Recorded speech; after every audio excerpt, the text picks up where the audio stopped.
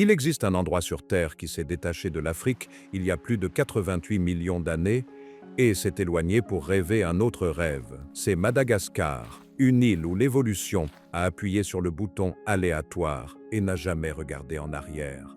90% de sa faune ne se trouve nulle part ailleurs sur la planète. Des primates qui chantent comme des baleines aux prédateurs qui ressemblent à un comité d'animaux qui les aurait construits. Ce que personne ne vous dit, c'est que cet isolement n'est pas seulement une question d'animaux étranges. Il s'agit d'une histoire humaine tout aussi étrange, une terre d'esprits anciens et de géants oubliés. Nous plongeons au cœur de l'île la plus étrange du monde.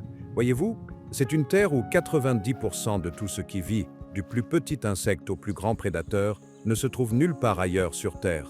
C'est un paradis de prédateurs tordus par le temps, où la chasse n'est pas seulement une question de survie, c'est une forme d'art. Nous parlons de langues qui fouettent comme des cravaches, d'yeux qui pivotent comme des antennes radars et de griffes qui traversent les canopées, silencieuses comme de la fumée. Aujourd'hui, nous ne regardons pas seulement les animaux, nous explorons toute l'histoire. Nous allons traverser les terrains fiévreux de cette île, des avenues d'arbres géants et renversés aux forêts faites d'aiguilles de pierre. Nous rencontrerons les gens qui ont navigué ici depuis l'Indonésie et non l'Afrique, et dont la vie est guidée par des milliers de tabous sacrés. Nous plongeons tête première dans le pays des fantômes chasseurs et des monstres évolutionnaires. C'est Madagascar. L'ouest de Madagascar n'est pas un berceau doux. C'est un parcours semé d'embûches. C'est un paysage conçu pour vous tester. La première chose qui vous frappe est la couleur. Rouge, le sol est d'une rouille profonde et saignante. Une cicatrice sur la terre si vaste qu'elle est visible depuis l'espace. Et surgissant de cette terre rouge se trouvent les sentinelles de l'Ouest, les baobabs. Ce ne sont pas des arbres normaux. Pour le moins que l'on puisse dire, ils ressemblent à avoir été plantés à l'envers. Leur tronc massif et gonflé s'élevant à plus de 100 pieds de haut, avec de minuscules branches grêles qui griffent le ciel. Ce sont des facteurs impressionnants, ambulants et parlants. Ces titans renversés sont des coffres-forts de survie, chacun capable de stocker plus de 32 000 litres d'eau pour survivre à la saison sèche brutale, longue de plusieurs mois. Certains sont debout ici depuis plus de 1000 ans, témoins silencieux d'un monde qui a complètement changé autour d'eux.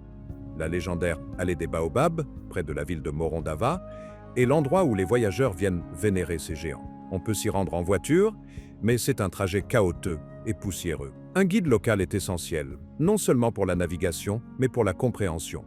Les habitants Sakalava croient que ces arbres sont sacrés, qu'ils abritent les esprits des ancêtres. En couper un est impensable. Mais cette région recèle un paysage bien plus étrange et plus dangereux. Pour y arriver, il faut traverser la rivière Tsiribihina.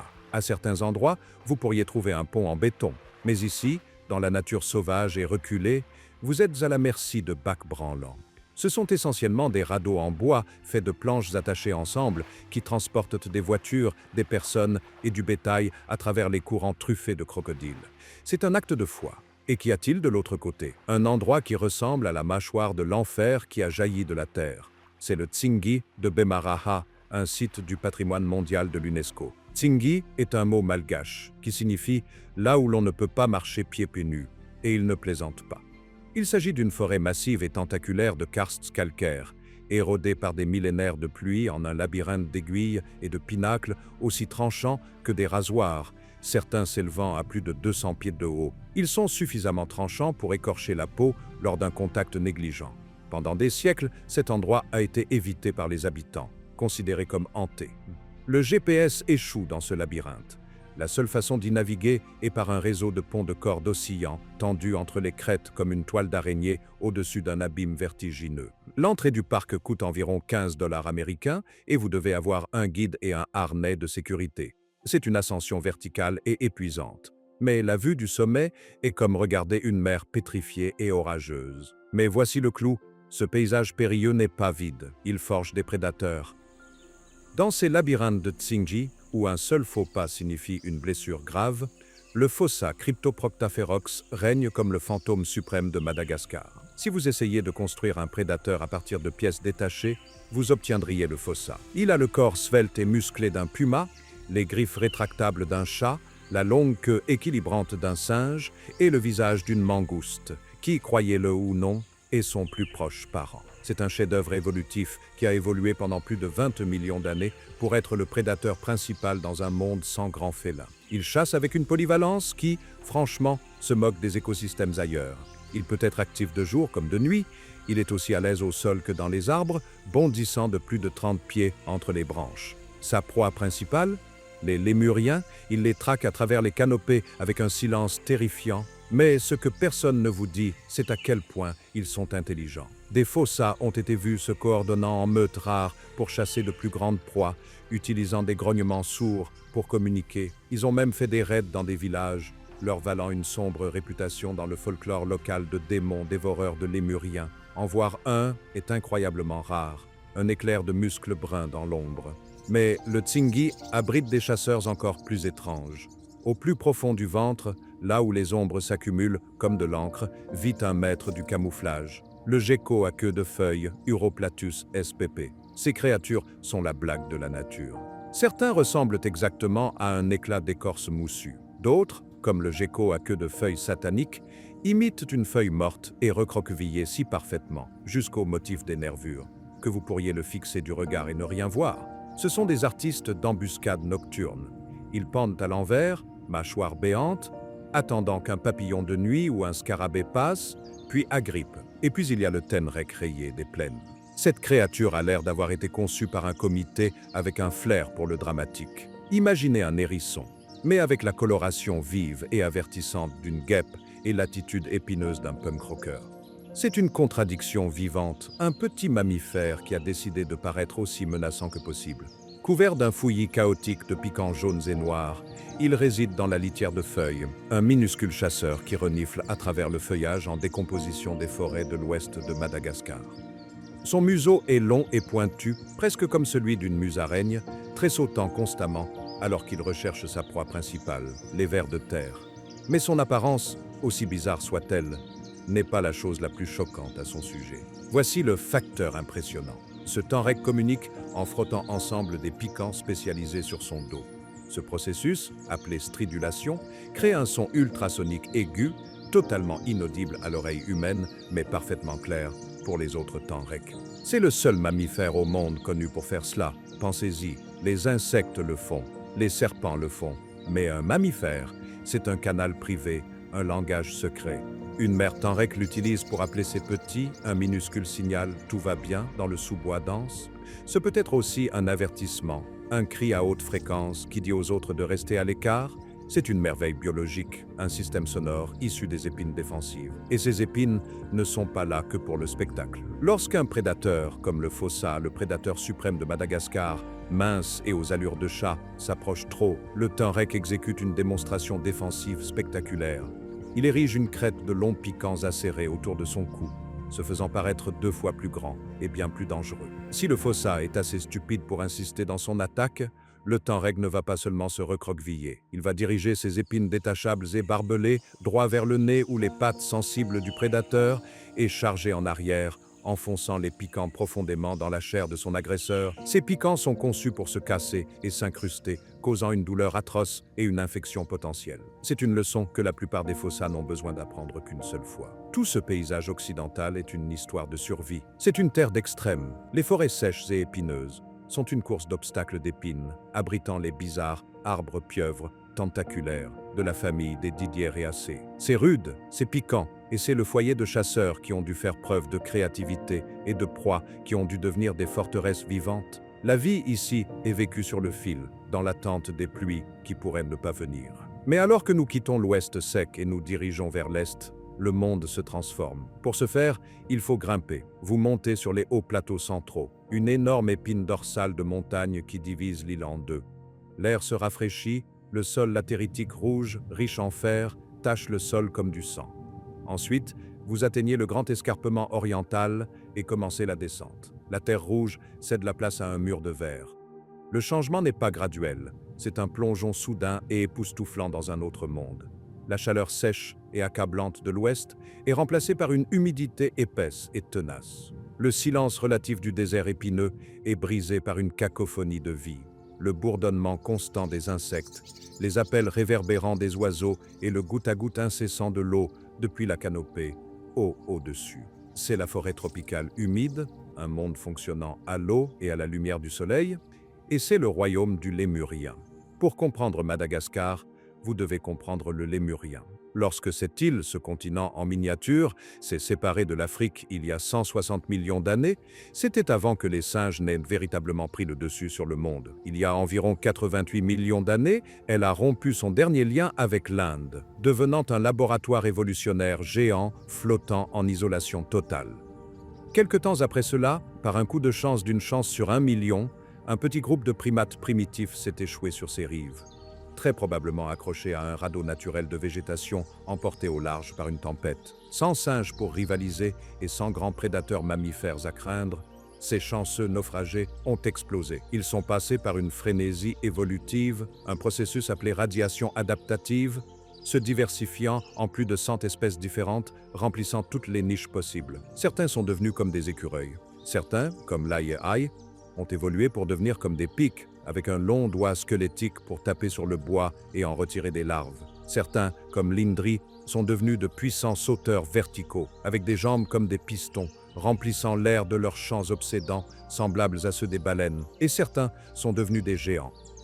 Il y avait des lémuriens de la taille de gorille, comme l'Archéoindri, un mastodonte de 200 kg, qui broutait lentement les feuilles dans la canopée. Il y avait des paresseux lémures, les Paléopropithecus, qui passaient leur vie suspendus la tête en bas aux branches. Mais lorsque les humains sont arrivés, il y a environ 2000 ans, ces gentils géants, inadaptés à un nouveau prédateur intelligent, ont disparu à jamais. Aujourd'hui, ceux qui restent sont pour le moins parmi les créatures les plus fascinantes de la planète. Notre premier arrêt est le sud, dans des endroits comme la réserve de Berenti ou le parc national de l'Isalo.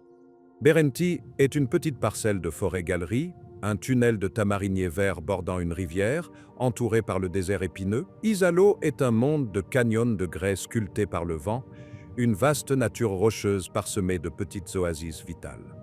Dans ces deux paysages spectaculaires, vous trouverez le plus emblématique de tous, le lémur kata, le mur kata. Ils sont reconnaissables entre tous, avec leur visage de renard, leurs yeux orange vifs et cette queue spectaculaire, un phare d'exactement 13 ou 14 anneaux noirs et blancs alternés.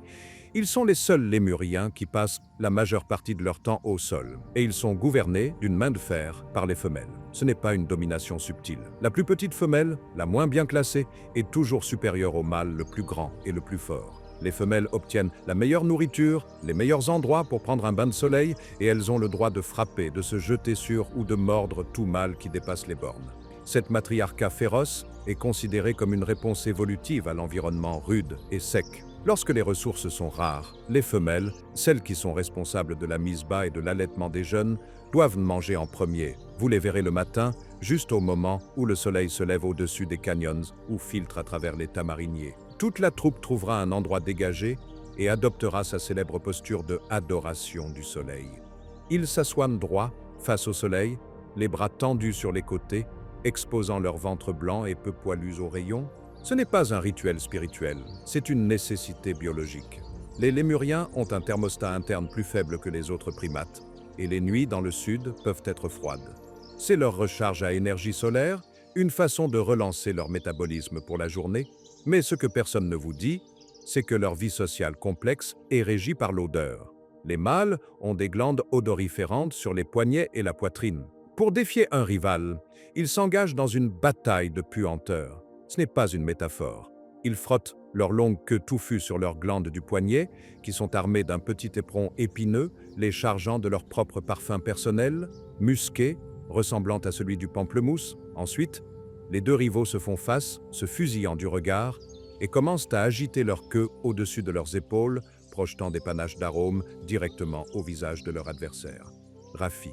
C'est une guerre d'arômes bizarre et non violente, une stratégie évolutive brillante pour régler les différends de statut sans recourir à un combat physique qui pourrait entraîner des blessures. Le perdant est celui qui recule le premier, s'éloignant dans la défaite olfactive. Mais si les lémurs kata sont les adorateurs du soleil, les sifaka sont les danseurs. Dans les forêts sèches de l'Ouest, vous trouvez le sifaka de Véro. Ces lémuriens tout blancs sont des grimpeurs et des sauteurs verticaux. Leurs corps sont conçus pour s'élancer sur des sauts de 3,65 m à 9,40 m entre les arbres. Le problème, ils sont terribles pour marcher. Lorsqu'ils doivent traverser un espace dégagé, ils ne peuvent ni marcher ni courir. Au lieu de cela, ils rebondissent de côté, sur leurs pattes arrière, les bras tendus pour l'équilibre. Cela ressemble exactement au jeu de la marelle d'un enfant. Une danse du sifaka vraiment comique. Pour les voir, vous vous rendez dans des parcs comme la forêt de Kirindi. Un laissez-passer journalier est peu coûteux, autour de $10. Mais la vraie magie est la marche de nuit. C'est là que vous trouvez les spécimens vraiment étranges. Il y avait des lémuriens de la taille de gorille, comme l'Archaeoindri, un mastodonte de 200 kg qui broutait lentement les feuilles dans la canopée. Il y avait des paresseux lémures, les Paléopropithecus, qui passaient leur vie suspendus la tête en bas aux branches. Mais lorsque les humains sont arrivés, il y a environ 2000 ans, ces gentils géants, inadaptés à un nouveau prédateur intelligent, ont disparu à jamais. Aujourd'hui, ceux qui restent sont pour le moins parmi les créatures les plus fascinantes de la planète. Notre premier arrêt est le sud, dans des endroits comme la réserve de Berenti ou le parc national de l'Isalo. Berenti est une petite parcelle de forêt-galerie, un tunnel de tamariniers verts bordant une rivière, entouré par le désert épineux. Isalo est un monde de canyons de grès sculptés par le vent, une vaste nature rocheuse parsemée de petites oasis vitales.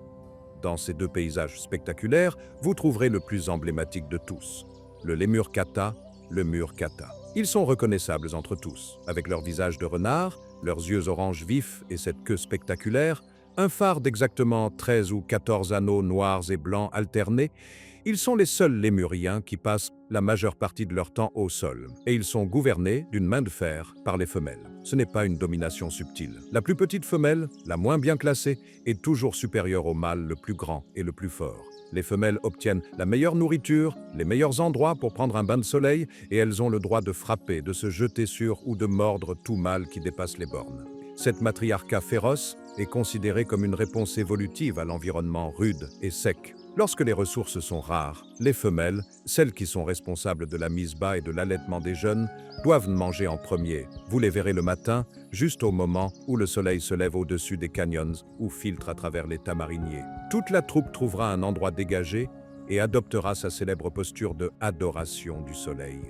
Ils s'assoient droit, face au soleil, les bras tendus sur les côtés, exposant leur ventre blanc et peu poilus aux rayons.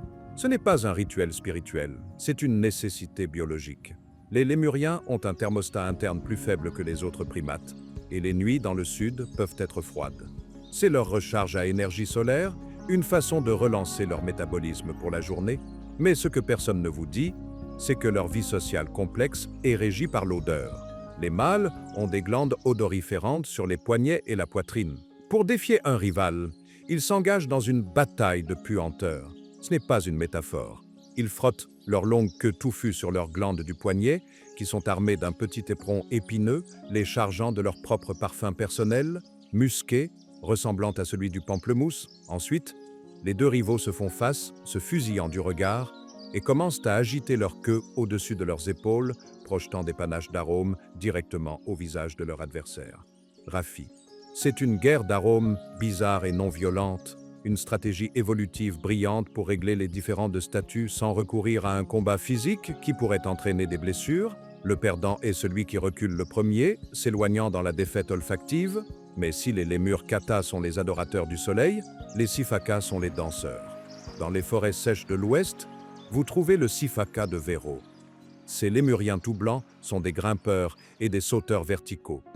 Leurs corps sont conçus pour s'élancer sur des sauts de 3,65 m à 9,40 m entre les arbres. Le problème, ils sont terribles pour marcher. Lorsqu'ils doivent traverser un espace dégagé, ils ne peuvent ni marcher ni courir. Au lieu de cela, ils rebondissent de côté, sur leurs pattes arrière, les bras tendus pour l'équilibre. Cela ressemble exactement au jeu de la marelle d'un enfant. Une danse du sifaka vraiment comique. Pour les voir, vous vous rendez dans des parcs comme la forêt de Kirindi. Un laissez-passer journalier est peu coûteux, autour de $10. Mais la vraie magie est la marche de nuit. C'est là que vous trouvez les spécimens vraiment étranges. Alors que nous nous déplaçons vers les forêts tropicales luxuriantes et denses de l'Est, comme Andasibe Mantadia ou le parc national de Ranomafana, l'histoire des lémuriens devient encore plus étrange. Ces parcs sont un rêve pour les touristes, brumeux, pleins d'orchidées et accessibles. Vous pouvez séjourner dans des lodges comme le Vacona Forest Lodge, ou le Setam Lodge, où vous pouvez vous réveiller au son de la forêt.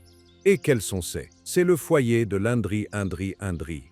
L'Indri est le plus grand lémurien vivant, une belle créature noire et blanche qui ressemble à un ours en peluche floue aux yeux écarquillés. Mais son apparence n'est pas le facteur époustouflant. Sa voix l'est. Chaque matin, des groupes familiaux d'Indri chantent. Ce n'est pas un cri de primate, c'est une chanson étrange, gémissante, semblable à celle d'une baleine, qui résonne sur plus de 3 kilomètres à travers la brume. C'est un appel territorial, une façon de dire « c'est notre coin de forêt ». L'entendre est une expérience inoubliable qui donne des frissons. Les populations locales, les Betsimisaraka, croient que les Indris sont sacrés, qu'ils sont leurs ancêtres, Baba Koto, ou Père de l'homme. Il est fadi ou tabou de les chasser. Mais ces forêts cachent aussi les spécialistes. Les lémuriens du bambou sont un parfait exemple de la créativité de l'évolution. Ils font quelque chose qui devrait être impossible. Ils mangent du bambou, et pas n'importe quel bambou. Le grand lémurien du bambou mange une espèce de bambou géant qui est chargé de cyanure. Écoutez ceci. La quantité de cyanure qu'un seul lémurien mange en un jour est 12 fois la dose létale pour la plupart des autres animaux. Comment font-ils? Honnêtement, les scientifiques ne sont toujours pas 100% certains. Ils le peuvent, tout simplement. Et puis, il y a le gobelin, le primate le plus bizarre sur Terre, l'ai-ai. Cette créature est si étrange que lorsqu'elle a été découverte pour la première fois, les scientifiques pensaient que c'était un rongeur géant. Il est nocturne, avec d'énormes yeux orange luisants, des oreilles massives comme une chauve-souris et des dents de rongeur qui n'arrêtent jamais de pousser. Mais sa caractéristique la plus folle est ses mains. Ses doigts sont longs et squelettiques, mais le majeur est l'étoffe des cauchemars. Il est incroyablement long, mince et osseux, comme une brindille morte. L'ai-ai est un butineur à percussion. Il chasse les larves à l'intérieur des arbres. Il se dépêche le long d'une branche, tapotant le bois avec ce doigt squelettique, peut-être 6 à 8 fois par seconde, tandis que ses oreilles géantes pivotent, écoutant l'écho d'une chambre creuse où une larve pourrait se cacher. Quand il en entend une, il utilise ses dents acérées comme des rasoirs pour ronger un trou dans le bois, puis insère ce long doigt effrayant pour sonder et harponner la larve. C'est le seul primate au monde à chasser de cette façon. Il remplit la niche d'un pic dans un pays qui n'en a pas. C'est ce que fait Madagascar. Il trouve un vide et il le remplit avec quelque chose de spectaculaire. Mais les lémuriens ne sont que le début. Les autres résidents de l'île sont encore plus maîtres de la chasse. Si vous pensez que les lémuriens sont étranges, attendez de regarder de plus près. Nous retournons vers le sud, au parc national d'Isalo. Cet endroit est comme la version malgache du Grand Canyon, mais avec une sensation de monde perdu. C'est un plateau massif de grès de l'ère jurassique, sculpté par le vent et l'eau en canyon profond, en formation rocheuse étrange et en oasis cachées bordées de palmiers avec des cascades et des piscines naturelles, la piscine naturelle. C'est un endroit populaire pour les voyageurs. Vous pouvez engager un guide dans la ville voisine de Ranoira et faire de la randonnée pendant des jours. Le paysage est épique, mais c'est aussi un lieu sacré pour le peuple Bara qui utilise les falaises et les grottes comme lieu de sépulture pour leurs morts. Et c'est ici, dans les forêts sèches et les canyons, que l'on trouve les vrais maîtres de la guerre balistique, les caméléons. Madagascar est le quartier général mondial des caméléons. La moitié de toutes les espèces du monde vivent ici, et seulement ici. Des géants de la taille d'un chat domestique à une minuscule créature si petite qu'elle peut s'asseoir sur la tête d'une allumette. Voyez-vous, un caméléon est une machine de chasse vivante et parfaite. Tout d'abord, vous avez les yeux. Ils sont montés sur de minuscules tourelles et peuvent pivoter sur 360 degrés indépendamment. Un caméléon peut regarder en avant et en arrière en même temps, ce qui lui donne 0 angle mort. Lorsqu'il repère sa proie, une sauterelle, un scarabée, une mouche, il verrouille ses 2 yeux vers l'avant, ce qui lui donne une vision binoculaire pour juger la distance avec une précision parfaite. Ensuite, il y a le fameux changement de couleur. Mais voici ce que personne ne vous dit. Ce n'est pas vraiment pour le camouflage. C'est un anneau d'humeur. Les caméléons changent de couleur pour communiquer. Un mâle caméléon panthère affichera des bleus électriques, des verts et des rouges, pour avertir un rival ou pour impressionner une femelle. Une couleur sombre et terne signifie qu'il est stressé ou qu'il a froid. C'est un panneau d'affichage vivant d'émotions. Mais le véritable facteur époustouflant est la chasse elle-même. Cette langue, ce n'est pas un muscle, c'est un missile biologique. Elle s'est maintenue enroulée à l'arrière de sa gorge sous haute tension. Quand vient le temps de frapper, Le caméléon ne déroule pas sa langue, il la tire. La langue explose à des vitesses de plus de 56 km à l'heure, accélérant plus vite qu'un avion de chasse. Elle peut atteindre 2 fois la longueur du corps du caméléon. L'extrémité est une massue collante, semblable à une ventouse, qui s'abat sur la proie et la ramène, le tout en moins d'une fraction de seconde. C'est pour le moins une embuscade sans faille. Vous pouvez voir le caméléon d'Oustalé géant, l'un des plus grands du monde, chasser les petits oiseaux. Et si vous avez un très bon guide, il pourrait être en mesure de vous trouver le plus petit. Le Brookesia micra, ou nano-caméléon, est le plus minuscule reptile sur Terre. Il vit dans la litière de feuilles, chassant les acariens. Un adulte entier peut confortablement se reposer sur le bout de votre doigt. Les reptiles ici sont des maîtres de l'illusion. Nous avons déjà rencontré le gecko à queue de feuilles, mais son cousin, le gecko à queue de feuilles moussu, Uroplatus fantasticus, le porte à un autre niveau. Son corps entier est une tapisserie de rabats, de fioritures et de couleurs qui le rendent impossible à distinguer d'une tache de mousse ou de lichen sur une branche. Ce sont des maîtres de Photoshop, se fondant si parfaitement que leur principal prédateur, le fossa, passera juste à côté d'eux. Cette île est un laboratoire vivant pour le camouflage, le mimétisme et l'embuscade. Mais tous les chasseurs ici ne sont pas des reptiles. Alors que nous nous déplaçons vers le cœur de l'île, nous trouvons les prédateurs du ciel et la culture qui définit cette terre. Nous quittons les côtes sauvages et nous nous dirigeons vers l'intérieur des terres, vers les hautes terres centrales. C'est l'épine dorsale de Madagascar, un lieu de collines ondulantes, de cratères volcaniques et un paysage qui donne à l'île son surnom, la Grande Île Rouge. La première chose que vous remarquez est le tavis, ou l'agriculture sur brûlis. C'est une pratique dévastatrice qui a détruit plus de 90% des forêts originales de Madagascar, une crise motivée par la pauvreté et le besoin de charbon de bois et de terres agricoles. La terre rouge saigne dans les rivières et s'écoule vers la mer. Mais ce que l'homme a sculpté dans ce paysage est, à sa manière, beau. Les hauts plateaux sont couverts d'une brillante mosaïque verte de rizières en terrasse qui escaladent les collines comme des escaliers géants d'émeraude. Le riz est l'aliment de base de la vie malgache. Ils en mangent plus par habitant que tout autre peuple sur Terre. Et au cœur de tout cela se trouve la capitale, Antananarivo, ou Tana.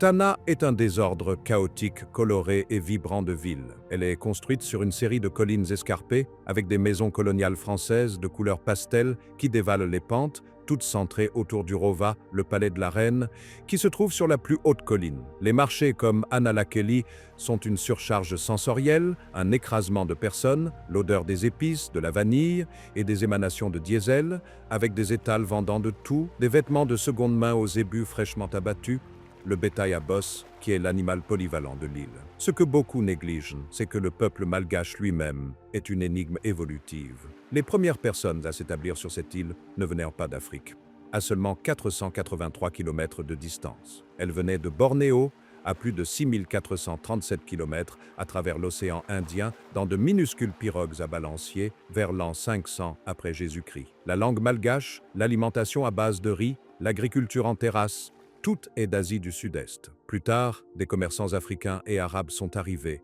se mélangeant aux 18 groupes ethniques distincts qui existent aujourd'hui. Ce mélange de cultures a créé un ensemble unique de croyances, toutes centrées sur une seule chose, les ancêtres. À Madagascar, les morts ne sont pas partis. Ils sont juste dans un état différent et ils sont la force la plus puissante dans la vie quotidienne. La vie est régie par des milliers de fadis ou tabous, qui varie de village en village. Il peut être fadi de pointer une tombe, fadi de manger du porc, ou fadi de travailler un mardi. L'expression la plus célèbre de cette croyance est le Famadihana, ou le retournement des os. C'est un festival joyeux où les familles exhument les corps de leurs ancêtres tous les quelques années. Ils réenveloppent les corps dans de nouveaux linceuls de soie, puis ils dansent, chantent et festoient avec les ancêtres, les portant autour du village, leur racontant les ragots locaux, avant de les ramener à la tombe avec des cadeaux d'argent et de rhum. Pour un étranger, cela peut sembler étrange, mais pour les Malgaches, c'est un acte profond d'amour et de respect. Ce riche paysage culturel abrite également ses propres chasseurs uniques. Les zones humides et les rivières des hauts plateaux sont les terrains de chasse de l'aigle pêcheur de Madagascar. C'est l'un des oiseaux de proie les plus rares au monde, avec seulement environ 250 couples restants. C'est un oiseau magnifique qui effleure l'eau, attrapant des poissons avec ses serres massives. On dit que son cri, résonnant à travers l'eau, ressemble à un gémissement humain. lui valant une place de profond respect dans le folklore local. Les forêts cachent des chasseurs encore plus spécialisés. Les Vangas sont une famille d'oiseaux qui sont la réponse de Madagascar aux pinsons de Darwin. Ils ont tous évolué à partir d'un ancêtre commun, mais se sont adaptés en des formes extrêmement différentes. Le Vanga casqué a un bec massif, bleu vif, en forme de casque, pour écraser les gros insectes. Le Vanga à bec en faux a un long bec courbé, comme un cimeterre, pour sonder profondément l'écorce des arbres, à la recherche de larves. Et sur le plancher de la forêt, vous avez à nouveau les tenrecs. Le grand tenrec hérisson ressemble exactement à un hérisson européen, mais il n'a aucun lien de parenté. C'est un cas d'évolution convergente, où deux animaux sans lien de parenté développent les mêmes caractéristiques pour résoudre le même problème. Ils reniflent le sol, aspirant les fourmis et les termites.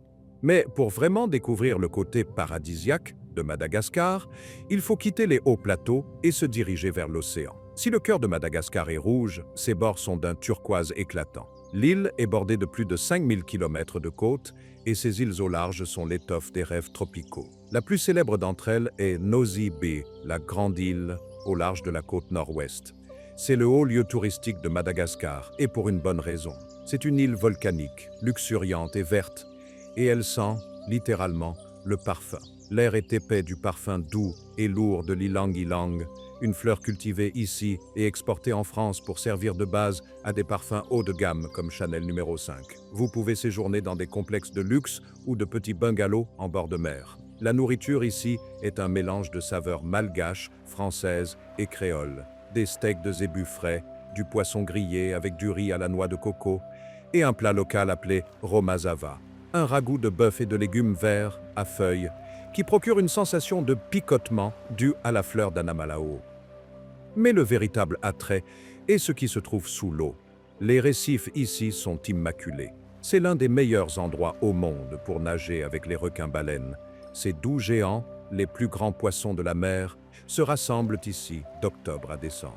Plonger avec eux est, pour le moins, une expérience qui change une vie. Une courte promenade en bateau vous mènera à Nosy Tanikeli, une petite réserve marine. La plongée avec tuba y est comme nager dans un aquarium. Vous êtes entouré de nuages de poissons tropicaux, de tortues de mer et de coraux vibrants, mais la côte y recèle un autre genre de magie océanique. L'île Sainte-Marie, ou île Sainte-Marie, est une île longue, mince et magnifique. Elle est également célèbre pour deux choses, les pirates et les baleines. Au XVIIe et XVIIIe siècle, cette île était un tristement célèbre bastion de pirates. Des légendes comme le capitaine Kidd et Thomas Tew utilisaient ces blessures pour se cacher et cacher leurs trésors. Vous pouvez même visiter le seul cimetière de pirates connu au monde, où les pierres tombales sont gravées de crânes et de tibias croisés. Mais de juillet à septembre, l'île accueille l'une des plus grandes migrations sur Terre.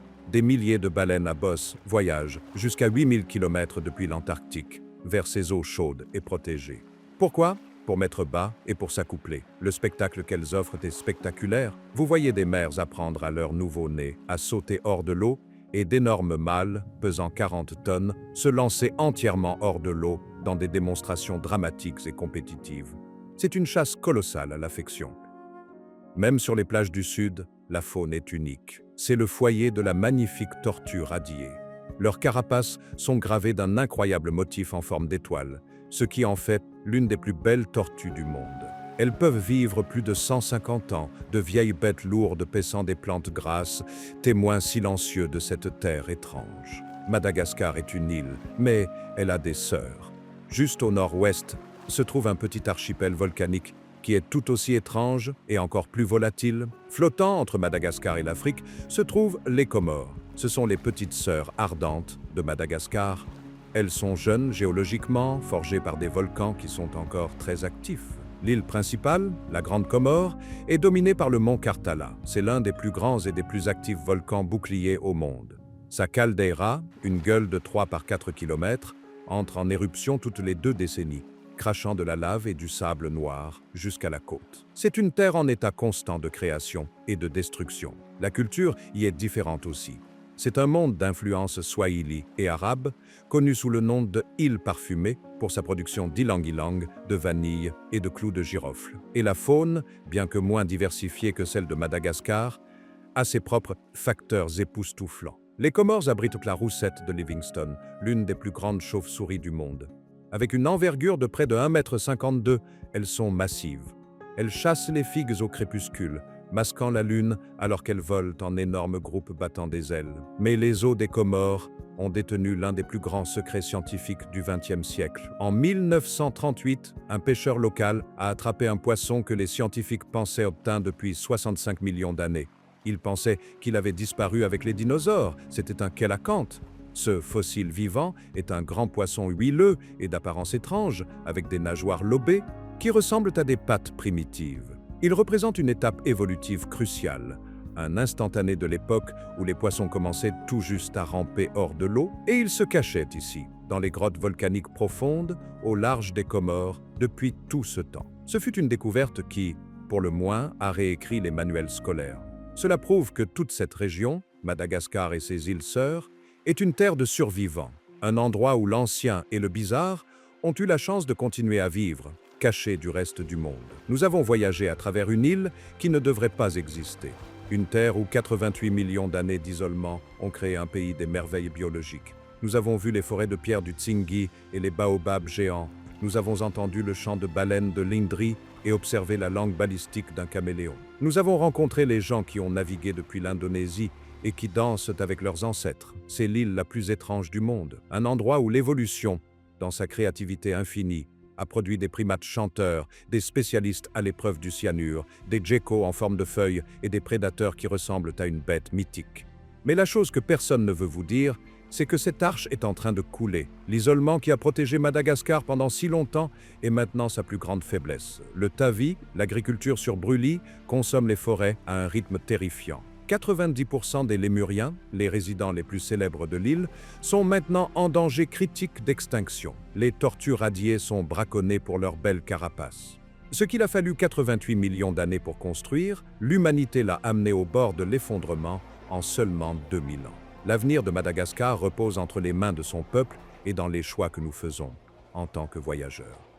Il réside dans le soutien aux parcs nationaux, dans l'embauche de guides locaux et dans le respect du fadi et de la culture qui sont si profondément liés à cette terre. Madagascar est un trésor biologique. C'est un précieux musée vivant de ce que notre planète peut créer lorsqu'elle est laissée seule. C'est un avertissement et c'est un miracle et elle est en train de disparaître. Oubliez tout ce que vous pensez savoir sur Madagascar. Sérieusement, si votre esprit se tourne immédiatement vers des lémuriens de dessins animés et de vastes plaines vides, vous ne voyez qu'1% de l'histoire. Le vrai Madagascar est un endroit qui ne devrait pas exister. C'est un monde en soi, un laboratoire d'évolution si étrange, si diversifié et si plein de contradictions qu'on l'a appelé le 8e continent. C'est une île qui s'est séparée de l'Afrique il y a 160 millions d'années et de l'Inde il y a 88 millions d'années. Elle flotte dans l'isolement depuis lors, créant une soupe biologique et culturelle que l'on ne trouve nulle part ailleurs sur Terre. C'est une terre où l'on peut trouver des palais coloniaux français construits sur des collines sacrées qui exigeaient autrefois des sacrifices. Un endroit où des pirates du XVIIIe siècle sont enterrés avec des crânes et des tibias croisés, à une courte promenade en bateau de complexe ultra exclusif qui coûte 20 000 $ la nuit. Une terre où le plat national est un ragoût de légumes verts et de viande qui picote la bouche et où la cuisine de rue est un mystérieux gâteau d'arachides et de bananes cuit à la vapeur à l'intérieur d'une feuille. Pendant des décennies, cette île massive, plus grande que la France, plus grande que la Californie, a gardé ses secrets. C'est une terre de contraste, impossible. Luxe, impossible. Histoire, impossible. Saveur, impossible. Aujourd'hui, nous soulevons les couches. Nous ne regardons pas seulement la faune, nous regardons les repères, les palais, les restaurants secrets et les forteresses oubliées. Nous plongeons profondément dans les 20 lieux et les 10 saveurs qui font de Madagascar l'une des destinations les plus énigmatiques, stimulantes et époustouflantes de la planète. C'est le Madagascar caché. Et ce que vous êtes sur le point de voir va tout changer. Votre voyage dans l'énigme de Madagascar commence dans sa capitale, Antananarivo. La plupart des voyageurs l'appellent simplement Tana. Et du ciel, elle ressemble à une vague chaotique d'humanité, une ville tentaculaire de collines en terrasse, de marchés vibrants et de circulation bloquée. Il est facile de la rejeter, il est si facile de l'utiliser juste comme une escale, mais cela serait une erreur monumentale, parce que, caché dans cette ville de près de 2 millions d'habitants, se trouvent les clés pour comprendre l'île entière. C'est le siège des anciens rois, le tissu cicatriciel de la domination coloniale et le lieu de naissance d'un nouveau Madagascar moderne. Votre camp de base dans cette ville animée. Vous avez besoin d'une oasis. Vous avez besoin du Radisson Blu Hotel, Antananarivo Waterfront. Ce n'est pas seulement un hôtel, c'est une forteresse de confort moderne. Il est situé au bord d'un lac, une structure étincelante de verre et d'acier qui semble flotter au-dessus du chaos. À l'intérieur, ce ne sont que vues panoramiques. Installations de spa et chambres qui mélangent parfaitement le luxe international et l'art malgache. Vous êtes dans la capitale, mais vous en êtes protégé. C'est l'endroit parfait pour vous acclimater, pour faire le plein d'énergie, car vous en aurez besoin. Cette oasis urbaine est votre porte d'entrée, votre première étape élégante dans les hauts plateaux. De là, vous êtes parfaitement positionné pour explorer les énigmes de Tana. Et la première énigme est perchée au-dessus de la ville, un fantôme veillant sur tout le monde. Nous parlons du Rova d'Antananarivo. C'est l'ancien complexe du palais royal.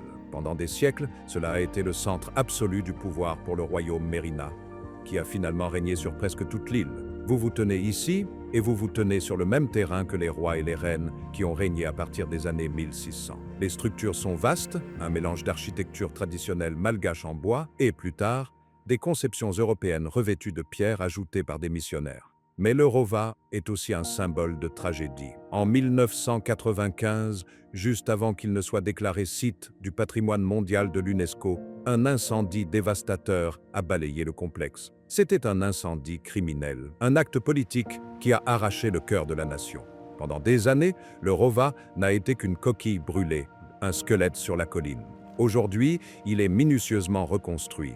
Le visiter n'est pas seulement une leçon d'histoire, c'est un acte de résilience culturelle. Vous pouvez vous promener dans les palais en bois reconstruits, voir les tombeaux des monarques et admirer la ville entière. La vue panoramique est à couper le souffle, mais le sentiment est puissant. C'est une histoire de pouvoir, de destruction et de renaissance, tout cela sur une seule colline. Mais le Rova n'était pas le seul siège du pouvoir. À quelques pas de là, vous trouverez un autre palais qui raconte une histoire de drame politique. C'est le palais d'Andafyavaratra. Cet édifice frappant de style baroque rose a été achevé en 1872. Il n'était pas destiné au roi ou à la reine. C'était la résidence du Premier ministre, Renilayarivoni. Et c'est là que l'histoire devient folle. Ce Premier ministre était l'un des hommes les plus puissants de l'histoire malgache. Pourquoi? Parce qu'il a épousé les 3 dernières reines de Madagascar, l'une après l'autre, dans des mouvements politiques stratégiques. Il a essentiellement gouverné le royaume à travers elles. Ce palais, avec ses 4 tours d'angle imposantes, était son centre de pouvoir. Après que les Français ont colonisé l'île, il est devenu une caserne militaire, puis un palais de justice. Aujourd'hui, c'est un musée.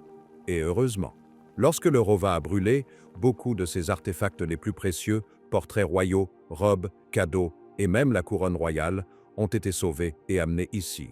Donc aujourd'hui, pour voir les vrais trésors de la monarchie malgache, vous devez visiter le palais du Premier ministre. C'est une histoire d'intrigue, de drame colonial et d'histoire récupérée, le tout à l'intérieur d'un chef-d'œuvre du 19e siècle. Cette ville est un millefeuille d'histoire, et toute n'est pas royale. Pour voir l'influence coloniale française, il suffit de regarder la gare de Soarano. Ce n'est pas une gare ordinaire. Construite au début des années 1900, c'est une pièce d'architecture française étonnante, avec une grande tour de l'horloge et des détails en fer forgé, déposés en plein milieu de l'océan Indien. Ellos a été conçu par le même architecte qui a travaillé sur le musée d'Orsay à Paris. Mais regardez de plus près, la façade est décorée de motifs malgaches. C'est un mélange parfait, une fusion. Ce n'est pas seulement une copie de la France, c'est malgache. Aujourd'hui, c'est toujours une station fonctionnelle, bien que limitée. Vous pouvez y prendre un train panoramique pour un voyage dans les forêts tropicales de l'Est. Mais le bâtiment lui-même a été ressuscité. Le hall principal est maintenant un centre commercial chic et un bistrot. C'est une relique du transport, un carrefour vintage qui est devenu une porte d'entrée vers des voyages oubliés. C'est un endroit où vous pouvez siroter un espresso dans un hall de style parisien avant de prendre un train à travers la jungle. C'est du Tana à l'état pur. Mais explorer cette ville de collines est épuisant. Vous allez avoir faim. Et Tana cache certains des secrets culinaires les plus sophistiqués de toute l'Afrique. Oubliez ce que vous pensez savoir sur la cuisine africaine. Rappelez-vous, les racines de Madagascar sont autant asiatiques qu'africaines. avec une très forte dose de technique française. Votre premier arrêt? Ce doit être le restaurant La Varangue. C'est sans aucun doute l'un des meilleurs restaurants de tout le continent. Installé dans une magnifique villa de l'époque coloniale, y entrer donne l'impression de remonter le temps. Le décor est tout en bois sombre, antiquité et vieilles cartes. Et la nourriture, c'est une énigme culinaire. Le chef prend des ingrédients malgaches traditionnels, des choses qui poussent sur cette île depuis des milliers d'années, et applique une technique gastronomique française méticuleuse. Nous parlons de steak de zébu, le bétail local à bosse, si tendre qu'il se coupe comme du beurre. Nous parlons de crevettes de rivière, de canard et de desserts infusés avec l'exportation la plus célèbre de toutes, la vanille de Madagascar. Ce n'est pas juste un repas. C'est une expérience primée à l'échelle mondiale. C'est l'élégance gastronomique avec une âme locale malgache. Mais la scène gastronomique de Tana n'est pas un coup d'éclat isolé. Si la Varangue est le roi établi, le Marais Restaurant est le pionnier audacieux. Ce fut le premier véritable restaurant gastronomique de Madagascar. Le premier à vraiment repousser les limites et à dire « notre cuisine locale peut rivaliser sur la scène mondiale ». L'ambiance y est intime, exclusive. Il propose des menus dégustation à plusieurs plats qui changent au fil des saisons. Le chef s'approvisionne en ingrédients de toute l'île, créant des plats aussi beaux que délicieux. Ils sont célèbres pour leurs accords mets et vins, présentant les vins locaux malgaches, étonnamment bons. Manger au Marais est une question de fierté. C'est une fusion culturelle, une déclaration selon laquelle les saveurs de Madagascar sont prêtes pour les feux de la rampe mondiale. La capitale, Tana, n'est pas un endroit à sauter. C'est le cœur battant de l'île, une ville de fantômes royaux, d'échos coloniaux et de saveurs de classe mondiale. Et ce n'est que le début. Vous ne pouvez pas comprendre Madagascar sans comprendre sa nourriture. Elle raconte l'histoire de l'établissement de l'île. Les premières personnes ici ne venaient pas d'Afrique, c'étaient des Austronésiens. Ils ont traversé tout l'océan Indien dans des pirogues à balancier depuis Bornéo, pensez-y. Ils ont apporté avec eux le riz, la noix de coco et les bananes. Puis, des peuples de langue bantoue sont arrivés d'Afrique continentale, apportant le zébu, les haricots et différents légumes verts. Ensuite, sont arrivés des commerçants arabes avec des épices, des marchands indiens avec des currys, et enfin, les Français avec leur pain, leur pâtisserie et leurs techniques complexes.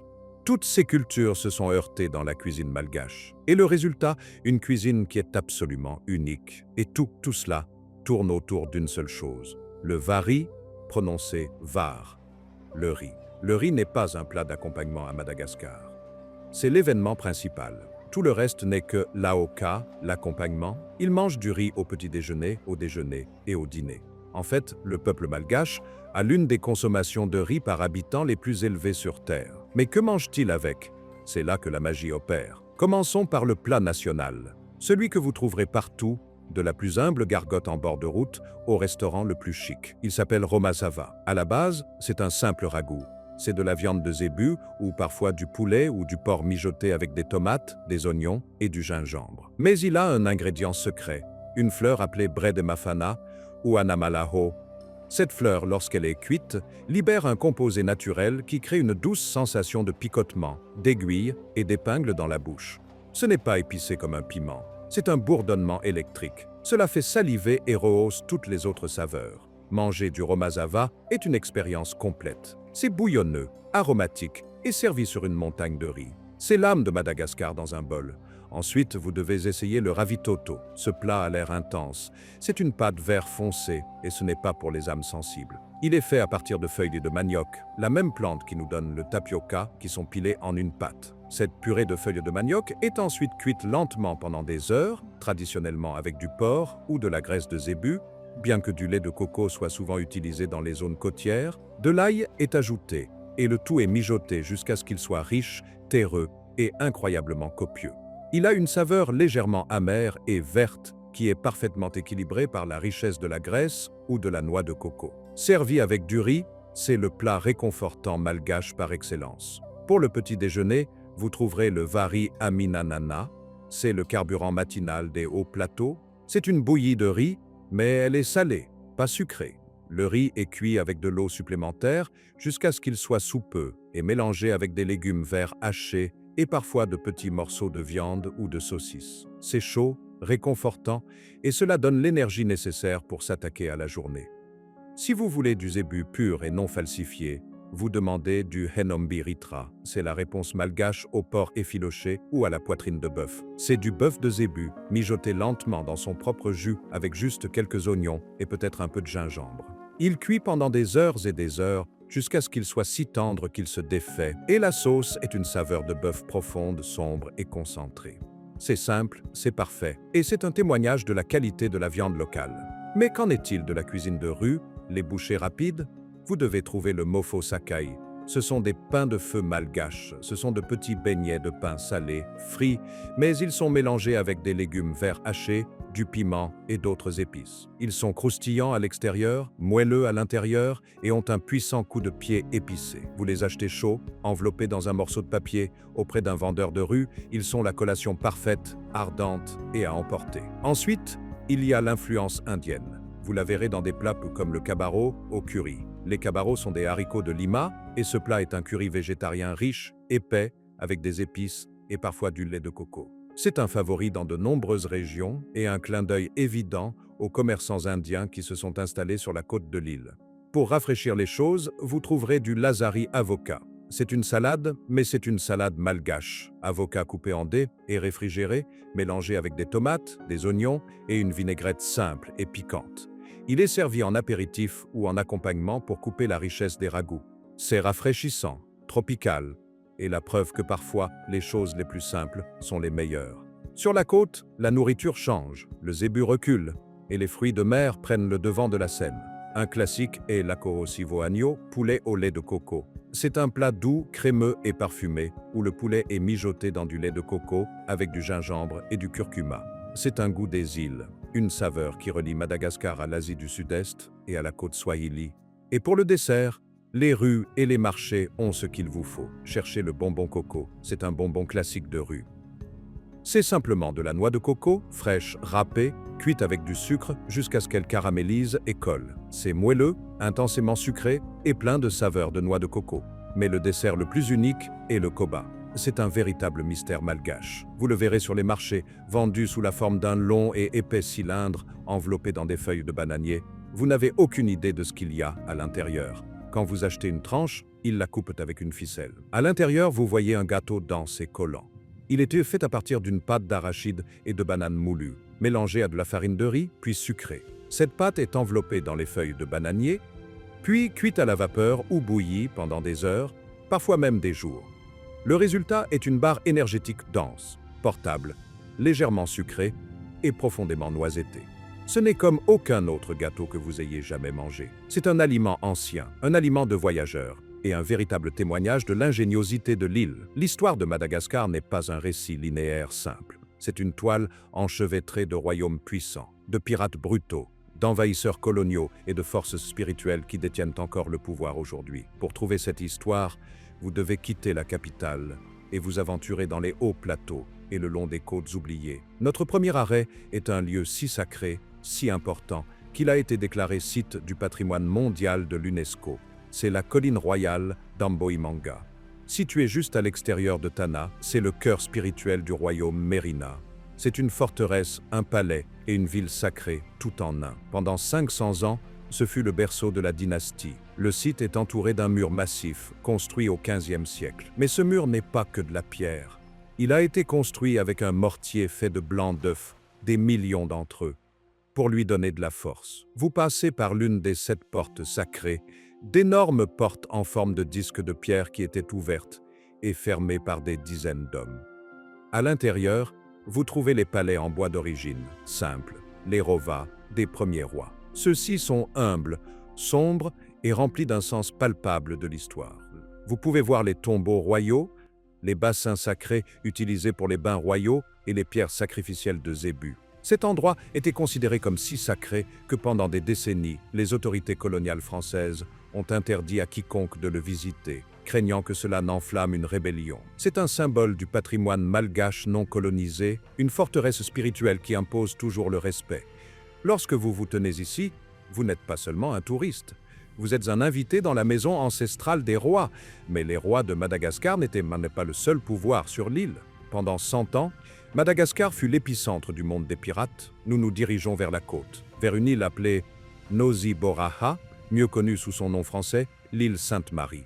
À la fin du XVIIe et au début du XVIIIe siècle, cette île était une utopie pirate. Des figures notoires comme le capitaine Kidd, Thomas Tew, Henry Avery et Olivier Levasseur, connus sous le nom de la Buse, ont tous utilisé cette île comme base. Elle était parfaitement située sur les routes commerciales, avait de l'eau douce et était loin de la portée de la Royal Navy. Ils partirent d'ici pour piller les riches navires venant d'Inde. Ils ont vécu ici, ont fait du commerce ici et ils sont morts ici. Sur le continent, de l'autre côté d'une petite baie, vous trouverez le cimetière des pirates sur Nosy Boraha. Ce n'est pas un parc à thème, c'est un véritable cimetière du XVIIIe siècle situé sur une colline herbeuse surplombant l'eau. Vous devez marcher à travers une mangrove, et puis soudain, vous y êtes. Les tombes sont anciennes, recouvertes de mousse et de végétation tropicale. Et dessus, des sculptures, faibles mais indubitables, la tête de mort et les tibias croisés. Une tombe est notoirement réputée appartenir à Thomas Tew. Ce sont les dernières demeures de certains des hommes les plus redoutés sur Terre. Debout ici, avec la chaude brise de l'océan Indien soufflant, vous ne pouvez vous empêcher de vous demander quelles légendes sont vraies. Quels secrets ont été enterrés avec eux? Les histoires de vastes trésors enfouis sur cette île même ne sont-elles que des histoires? Ou y a-t-il quelque chose de plus? C'est un moment, waouh, une énigme de cap et d'épée qui est 100% réelle. L'histoire de cette île est une bataille d'influence. Les pirates, les rois et bien sûr les Européens. Dans l'extrême nord de Madagascar, dans la ville d'Antsiranana, également appelée Diego Suarez, vous trouverez un symbole frappant de cette influence coloniale française. C'est la cathédrale Notre-Dame de la Salette. Construite au XIXe siècle, cette cathédrale catholique est une merveille architecturale. Elle possède 2 tours massives et imposantes et de magnifiques vitraux. C'est une tranche de France d'inspiration gothique, assise sur une colline surplombant l'un des plus grands ports naturels du monde. C'est un point de repère spirituel, un phare de la foi qui reflète l'histoire complexe et à plusieurs niveaux du Nord. C'est une fusion de mondes, se dressant fièrement contre le ciel tropical. Mais l'histoire de Madagascar remonte encore plus loin que les rois, les pirates ou les Français. Bien avant eux, cette île était une escale essentielle sur les routes commerciales de l'océan Indien. Pour en voir la preuve, vous devez voyager dans le Grand Sud, dans un endroit que peu de gens voient. Ici, surplombant la mer, vous trouverez les ruines du fort Manda. Ce n'est pas un fort Mérina, ce n'est pas français, c'est un fort Swahili du XVIe siècle. Ce bastion aux murs de pierre a été construit par le peuple Antandroy pour défendre son commerce avec la côte Swahili, avec l'Arabie, avec tout l'océan Indien. Les ruines sont austères, balayées par le vent et puissantes. Les murs de pierre, dont certains sont encore debout, parlent d'une époque où cette forteresse oubliée était un centre stratégique et animé. C'est une pièce essentielle du puzzle. Cela prouve que Madagascar n'a jamais été vraiment isolé. Ce fut toujours un carrefour, une terre de rois, un refuge pour les pirates, une prise pour les colonisateurs et un partenaire dans un monde de commerce antique. Si l'histoire de Madagascar est brute et stratifiée, son luxe moderne est dans un autre univers. Dans les archipels isolés du Nord et sur les péninsules privées, un nouveau type de destination a émergé. Ce ne sont pas de simples hôtels, ce sont des fantaisies. Ce sont des évasions impossibles qui mêlent luxe extrême et nature sauvage et intacte. Et ce sont certains des endroits les plus exclusifs et les plus chers sur Terre. Commençons par le sommet, la légende. Nous parlons de Miavana by Time plus Tide. Vous ne pouvez pas atteindre cet endroit en voiture, vous ne pouvez pas l'atteindre en bateau. Votre voyage à Miavana commence par un hélicoptère qui vous emmène sur l'île isolée de Nosy Ankao. Ce n'est pas un complexe hôtelier. C'est un ensemble de 14 villas privées qui ressemblent davantage à des palais modernistes. Chacune dispose d'une piscine privée, d'un majordome personnel et d'un accès direct à une plage de sable blanc comme du sucre en poudre. Le design est fait de lignes épurées, de verre du sol au plafond et de matériaux naturels. Mais le vrai luxe n'est pas seulement la villa, c'est l'accès.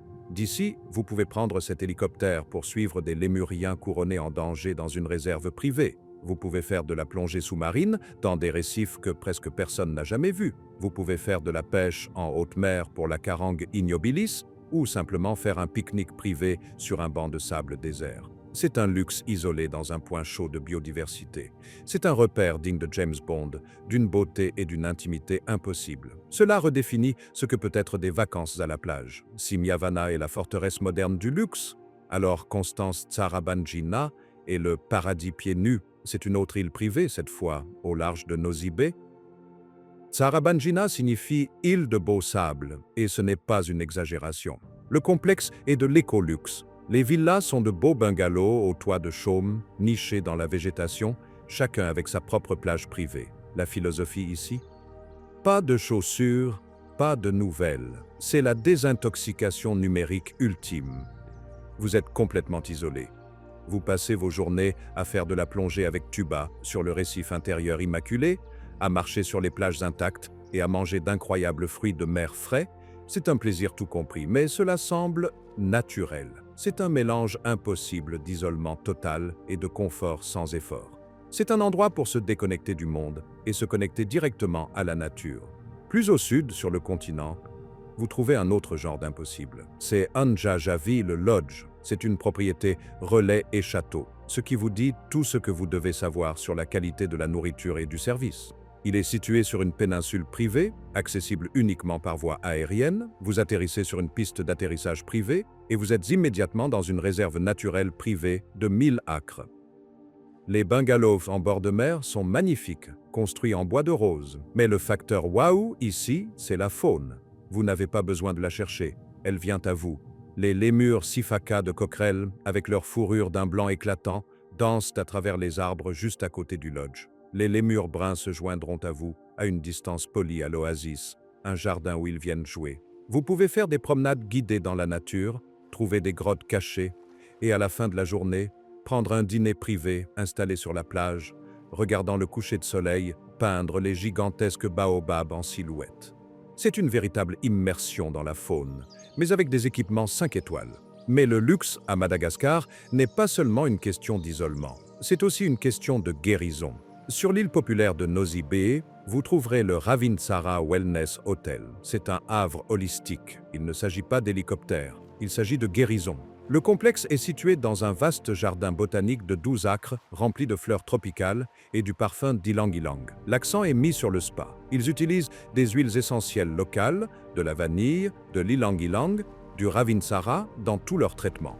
Il y a des pavillons de yoga surplombant l'océan, des jardins de méditation et un restaurant axé sur une cuisine lente, saine et biologique. C'est un endroit où venir après une longue randonnée, un endroit pour décompresser. C'est un rappel que la diversité sauvage de Madagascar comprend également une énergie profonde et curative. Également à Nosy Be, pour ceux qui recherchent une intimité romantique, il y a le Mangasoa Lodge. C'est un lodge boutique, pas un grand complexe. Il n'a qu'une poignée de bungalows écologiques, construits avec des matériaux traditionnels et respectant le paysage. La piscine à débordement semble se fondre directement dans l'océan. La clé ici est la conception durable et les rencontres marines. Ce lodge sur la côte ouest est une base idéale pour l'observation des baleines en saison. Les baleines à bosse viennent ici pour mettre bas. Vous pouvez également voir des requins-baleines, les gentils géants de l'océan. Mangasoa prouve que le luxe peut être à petite échelle, durable et profondément connecté à la mer. Enfin, il y a une évasion pour la personne qui veut la vraie nature sauvage, mais qui ne veut pas dormir par terre. C'est Eden Lodge, situé dans le nord de Madagascar, sur une plage isolée. C'est du glamping poussé à un tout autre niveau. Ce sont des tentes éco-luxe, mais tente est le mauvais mot. Ce sont des palais de toile avec des lits à baldaquin, des salles de bain design et des terrasses privées. Le tout installé directement sur le sable. L'ensemble du lodge a un faible impact. Il fonctionne à l'énergie solaire. La nourriture provient entièrement de pêcheurs et d'agriculteurs locaux. Il n'y a pas de climatisation, juste la brise marine. C'est aussi hors réseau que vous pouvez l'être tout en bénéficiant d'un confort absolu. C'est un endroit qui équilibre un cadre naturel brut et immaculé avec une éthique environnementale profonde. C'est l'avenir du voyage. Ces endroits sont plus que des hôtels, ce sont des destinations en elles-mêmes. C'est le côté impossible de Madagascar où la nature la plus sauvage de la Terre rencontre un niveau de luxe qui est simplement au-delà de la croyance. Les lodges haut de gamme sont stupéfiants. La capitale est une course folle, mais l'âme de Madagascar se trouve souvent dans les endroits intermédiaires, dans les petites villes, sur les routes rurales et dans les restaurants familiaux qui servent les saveurs réelles et sans prétention de l'île. C'est là que vous trouvez l'autre côté de l'hospitalité malgache, Madagascar, le 8e continent, une terre qui flotte dans l'océan Indien, non liée par les règles du monde que nous connaissons. C'est un endroit de baobabs caricaturaux, de lémuriens fantomatiques, de forêts de pierres anciennes et dentelées. Nous venons ici à la recherche du perdu et de l'impossible. Nous venons ici pour l'histoire, pour l'aventure, pour la pure irréalité ahurissante de tout cela. Mais nous avons négligé quelque chose. Nous avons oublié la manière la plus fondamentale, la plus intime, de comprendre une culture. Nous avons oublié de la goûter. Qu'est-ce que la nourriture malgache? Le monde dans son ensemble reste silencieux. C'est un trou noir culinaire. Nous entendons des murmures d'influences françaises, de racines africaines, d'épices asiatiques. Mais la vérité est bien plus complexe, plus cachée et infiniment plus délicieuse. La nourriture de Madagascar est une histoire secrète de l'île elle-même. C'est une histoire racontée en zébus braisés, en riz infusé à la noix de coco, en épices qui ne poussent nulle part ailleurs sur Terre. Ce n'est pas une seule cuisine. Ce sont 1000 cuisines, évoluant dans l'isolement, cachées dans des hauts plateaux isolés, à l'écart sur des plages oubliées et prospérant dans des villes portes poussiéreuses. Aujourd'hui, nous n'explorons pas seulement Madagascar, nous la goûtons. Nous partons pour une expédition culinaire à la recherche des restaurants les plus cachés de l'île, de ses cuisines les plus authentiques et de ses secrets gastronomiques les plus choquants. Oubliez les complexes 5 étoiles, oubliez les pièges à touristes. Nous allons au cœur du pays, nous allons sur la côte, nous allons dans les endroits qui ne vous servent pas seulement un repas, ils vous servent l'âme de cette île. C'est un voyage au cœur de la saveur du 8e continent. Et ce que nous trouverons changera à jamais la façon dont vous voyez cette terre. Notre voyage commence dans les hauts plateaux. Nous quittons l'énergie chaotique de la capitale, Antananarivo, et voyageons vers le sud. Le paysage se transforme, l'air devient plus frais, plus vif. Nous montons vers le cœur culturel et spirituel de Madagascar. C'est la terre du peuple Betsileo, un lieu défini par une architecture à couper le souffle, impossible. Les rizières en terrasse, elles cascadent sur les collines comme un escalier vert pour les géants, un témoignage de siècles d'ingéniosité humaine et de travail éreintant. C'est une terre construite sur le riz. Le riz n'est pas un plat d'accompagnement ici. C'est le point central. Il est le centre de chaque repas, chaque jour. Et au centre de cette région, nous trouvons une ville, Fianarantsoa. Il l'appelle la ville de la bonne éducation. C'est la capitale universitaire et intellectuelle de l'île. C'est aussi, discrètement, la capitale viticole de Madagascar. Les rues sont un labyrinthe chaotique et magnifique de bâtiments de l'époque coloniale, de marchés animés et d'escaliers sinueux. C'est une ville de penseurs, d'agriculteurs, de vignerons, et ici, niché dans un bâtiment historique et sans prétention, vous ne trouverez pas un restaurant gastronomique français stérile aux nappes blanches. Vous trouverez quelque chose d'infiniment meilleur. Vous trouverez le restaurant chez Eugénie. De l'extérieur, il est humble. C'est un endroit devant lequel vous pourriez facilement passer. Il n'y a pas de néon clignotant. Il n'y a pas de marketing international, il n'y a qu'un simple nom et la confiance tranquille d'un endroit qui sert la communauté depuis des décennies. C'est une institution familiale, c'est une archive vivante. Au moment où vous entrez, le monde extérieur s'évanouit. C'est confortable, c'est historique et par-dessus tout, c'est incroyablement authentique. Les tables en bois sont usées par un demi-siècle de conversations, de dîners de famille, d'étudiants célébrant leur diplôme. L'air est chaud, épais de l'odeur de ragoût mijotant lentement, de gingembre, d'ail et de l'arôme sucré et réconfortant du riz parfaitement cuit.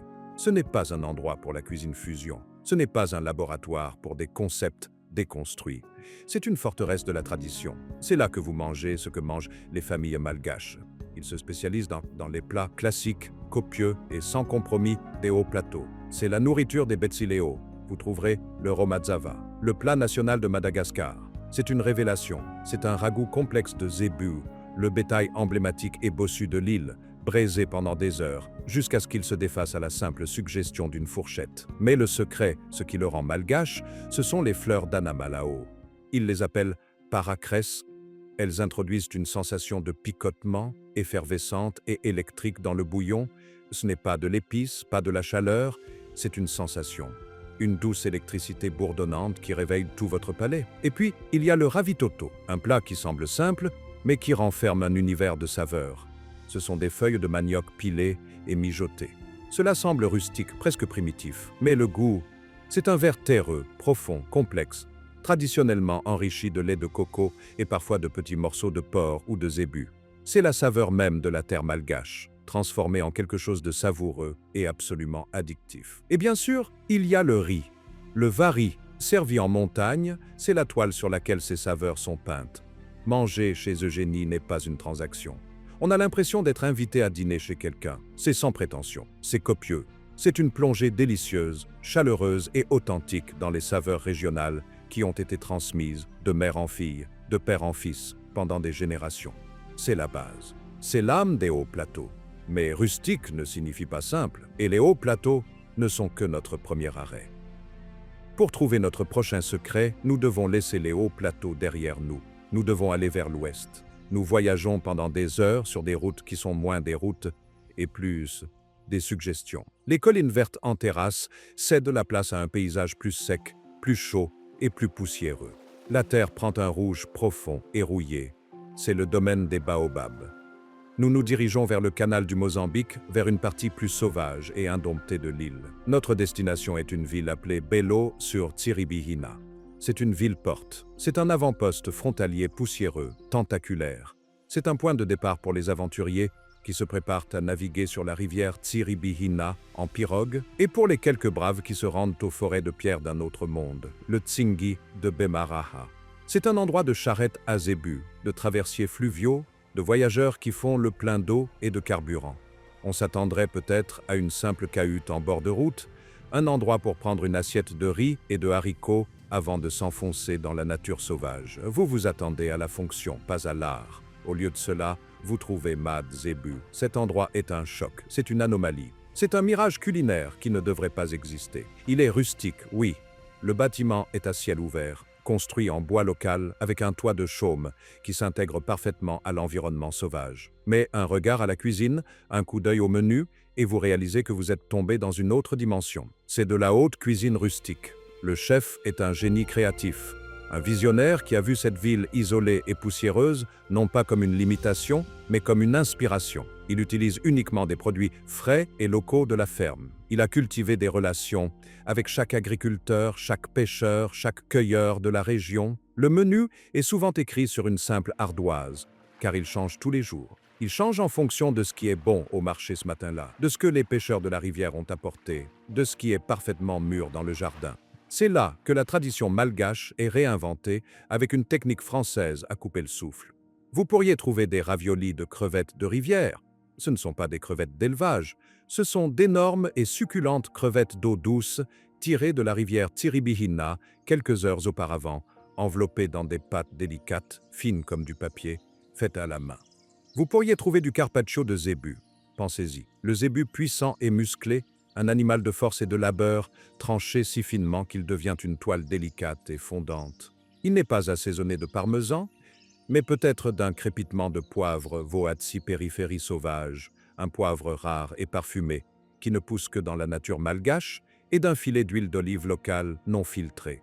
Vous pourriez trouver un magret de canard, poêlé à la perfection, reposant sur un lit de patates douces violettes et arrosé d'une sauce faite à partir de miel sauvage local. Vous pourriez trouver un dessert utilisant des fruits locaux dont vous n'avez même jamais entendu parler, un sorbet fait de corosol, une tarte faite de jacquier, une délicate crème brûlée infusée avec la saveur impossible à décrire de la vanille malgache, la vanille la plus prisée sur Terre.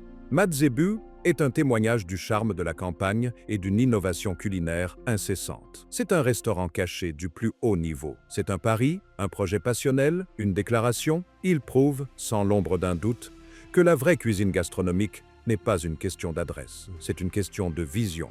Et elle peut être trouvée dans les endroits les plus reculés, les plus inattendus, les plus impossibles. Nous sommes venus ici en nous attendant à la subsistance. Nous avons trouvé un chef-d'œuvre. Notre voyage nous mène vers le sud. Nous suivons la côte vers le bas, vers le bas, vers le bas. L'air devient plus épais, plus lourd, saturé de sel. Nous traversons les forêts épineuses, un paysage étrange et étranger d'arbres pieuvres épineux et de troncs de baobab gonflés.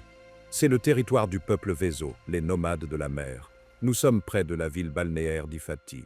C'est un endroit populaire pour les plongeurs, pour ceux qui observent les baleines, pour ceux qui cherchent à échapper au monde sur un tronçon de sable blanc. Et c'est ici, caché des principaux complexes hôteliers, juste sur le sable, que vous trouverez un endroit qui est la définition absolue et littérale de l'océan à la table. C'est pili-pili. Oubliez les chaussures, oubliez les murs, oubliez les réservations, oubliez même un menu. C'est un spécialiste des fruits de mer où votre table est un banc de bois patiné et votre sol est le sable blanc et doux de la plage elle-même. C'est un ensemble de parasols au toit de chaume, un grill à charbon de bois et une ligne directe avec les pêcheurs du canal du Mozambique. Le facteur waouh, ici, n'est pas la complexité, c'est le contraire. C'est l'authenticité pure, simple et brute. Le menu est tout ce que les pêcheurs, dans leurs pirogues à balancier sculptés à la main, ont sorti du canal ce matin-là. Vous vous dirigez vers le grill, vous pointez du doigt. Nous parlons de homards grillés, d'énormes homards épineux, pêchés il y a 1 heure. Ils sont fendus, jetés sur le charbon de bois fumant et arrosés d'un simple badigeon d'ail, de citron vert et de beurre. La chair est si douce, si fraîche, qu'elle a à peine besoin du beurre. Elle a le goût de l'eau propre et claire, d'où elle vient. Nous parlons de poissons entiers grillés, vivano rouges, mérou. Leurs peaux sont noircies et croustillantes par le feu. La chair à l'intérieur est parfaitement blanche, feuilletée et humide. Nous parlons de brochettes de crevettes et de calmars, embrassés par la fumée, servis avec un bol d'achar, un cornichon malgache acidulé et croquant de citron et de légumes, et un bol de riz cuit dans du lait de coco. Vous êtes assis là, les pieds dans le sable. Vous regardez les pirogues locales, avec leurs voiles carrées distinctives, glissant silencieusement sur l'eau turquoise. Vous buvez une Three Horses Beer locale et froide. Vous n'êtes pas un client dans un restaurant, vous êtes un participant à un moment côtier parfait. Et le coucher de soleil sur le canal du Mozambique, vu de cet endroit exact, est quelque chose qui restera gravé dans votre mémoire pour le reste de votre vie. Le ciel explose. Il passe du bleu électrique à une émeute d'orange impossible, de violet profond et de rouge ardent. Le soleil s'enfonce directement dans l'océan et les silhouettes des pirogues deviennent un noir austère et magnifique contre l'enfer. Vous êtes en train de manger les produits de la mer les plus frais de la planète, les pieds dans le sable, en regardant l'un des spectacles naturels les plus spectaculaires de la Terre. Pili Pili n'est pas qu'un repas, c'est un secret du bord de mer. C'est un moment parfait de fraîcheur côtière, un rappel que les plus grands luxes de la vie ne sont pas compliqués. Ils sont simples, ils sont frais et ils sont réels. Pour notre dernière étape, nous devons voyager à nouveau. Nous nous envolons vers le nord, vers une île au large de la côte nord-ouest, une île de légende, Nosy Be. C'est l'île parfumée. C'est l'endroit le plus célèbre, le plus visité, le plus touristique de tout Madagascar. L'air est lourd du parfum de ses plantations d'ylang-ylang, de vanille, d'épices. Elle est connue pour ses complexes hôteliers, ses voyagistes, ses belles plages et ses touristes. Franchement, c'est le dernier endroit sur Terre où l'on s'attendrait à trouver une cuisine authentique et innovante. On s'attendrait à des buffets génériques de complexes hôteliers.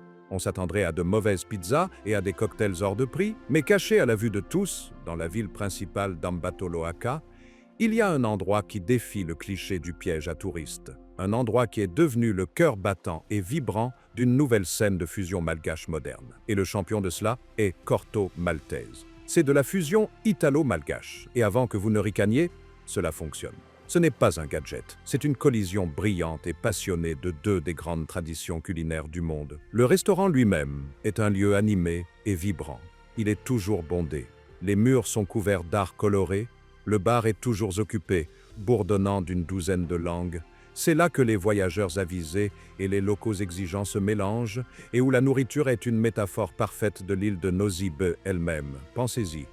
Des pâtes italiennes parfaites, faites à la main, al dente. Mais la sauce est faite avec les colossaux et frais produits de la mer pêchés dans les eaux juste au large. Elle est mélangée à des épices malgaches, ce poivre Voatsi périphérie sauvage, une touche de safran local, un soupçon de gingembre. C'est à la fois familier et complètement émerveillamment nouveau. Pensez, pizza, une croûte parfaite, fine, cuite au feu de bois. Mais la garniture est composée de fromages locaux, fraîchement préparés, et de zébus fumés et effilochés. C'est une combinaison de saveurs qui n'a aucun sens jusqu'au moment où vous la goûtez. Et alors, c'est la seule chose qui a du sens. Pensez, un délicat carpaccio de zébus, mais ici, il est associé à un pesto acidulé et piquant fait à partir de légumes verts locaux. Pensez, une panna cotta, mais infusée avec les notes puissantes, floral caramel, des gousses de vanille de l'île. Corto Maltese, c'est la technique méditerranéenne qui rencontre les vibrations de l'océan Indien. C'est la précision italienne qui rencontre le chaos et l'abondance malgache. C'est une fête interculturelle dans l'assiette. C'est la manière parfaite de comprendre le caractère délicieux, mélangé et surprenant du Madagascar moderne. Cela prouve que même dans les endroits les plus touristiques, la nourriture réelle, passionnée et inventive, prospère. Il suffit de savoir où chercher, d'un ragoût vieux de plusieurs générations dans les hautes terres à un mirage gastronomique choquant dans la poussière. Du homard le plus simple et le plus frais sur une plage de sable, à une fusion brillante et chaotique sur une île touristique. Madagascar n'est pas un seul endroit. Ce n'est pas une seule saveur. C'est un millier de mondes différents, tous en collision sur une seule île. C'est la puissance spirituelle d'une colline royale du XVe siècle et le luxe futuriste d'une villa avec hélicoptère privé. C'est le silence fantomatique d'un cimetière de pirates et l'énergie débordante du restaurant gastronomique d'une capitale. C'est la saveur terreuse, complexe et ancienne d'un ragoût de feuilles de manioc qui est mangé depuis 1000 ans. Et c'est la saveur simple, parfaite et éphémère d'un homard grillé sur une plage de sable, mangé alors que le soleil se fond dans l'océan. Ceci est le 8e continent, une terre de diversité infinie et sauvage. C'est une forteresse antique, c'est un paradis moderne, c'est un secret culinaire, c'est une énigme historique, c'est un endroit qui défie chaque attente que vous en avez. Ce n'est pas juste un voyage, c'est un voyage dans un monde qui s'est séparé d'une autre il y a 88 millions d'années. Un monde qui a écrit sa propre histoire, ses propres recettes, depuis lors. Madagascar n'est pas un endroit que l'on se contente de voir. C'est un endroit que vous devez expérimenter, un endroit que vous devez goûter, toucher et sentir. C'est une terre de contraste impossible, et elle vous attend.